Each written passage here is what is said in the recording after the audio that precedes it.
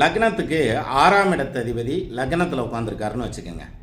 இது எப்படி பலன் எடுக்கிறது அப்படின்னா, ஒன்று நோயாளியாக இருப்பான், அடிக்கடி நோய்வாய்ப்படுவான், பிரச்சனைகளை சந்திப்பான், கோர்ட்டு கேஸ் வரும். ஏன்னா ருணரோக சத்ருஸ்தானம் அப்படின்னு சொல்லுவாங்க. இப்படி எடுத்துக்கலாம். ஆனால் இப்படி வேலை செய்யாது. எப்படின்னா, இந்த பாயிண்ட் வேலை செய்யணும்னா வயசு கூடுதலான வயசாக இருக்கணும். அப்போ தான் ஹெல்த் ரீதியாலாம் சொல்ல வேணும். இப்போ ஒரு எடுத்துக்காட்டாக 20 வயசு 25 வயசில் ஒருத்தருக்கு 6ஆம் இடத்த அதிபதி தசை வருது. அந்த 6ஆம் இடத்த அதிபதி லக்னத்தில் உட்காந்துருக்காருன்னு வச்சுங்க. அவருக்கு ஊர் விட்டு ஊர் மாறுறது, இடம் விட்டு இடம் மாறி போய் தொழில் பண்ணுறது, அல்லது வேலையில் உட்கார்றது, மைக்ரேட் ஆகி வேறு நாட்டுக்கு போகிறதுங்கிறது. அது மட்டும் இல்லாமல் எதிர்ப்புகள் வந்தால் ஜெயிக்கிறதுங்கிற மாதிரியான அமைப்பு. புகழ்பெற்றவனாக வருவான் அப்படின்னு சொல்லுவாங்க இல்லையா, அது மாதிரி பேரு புகழ் அடையக்கூடியவனாக நிற்பாங்கிற மாதிரியான அமைப்பு.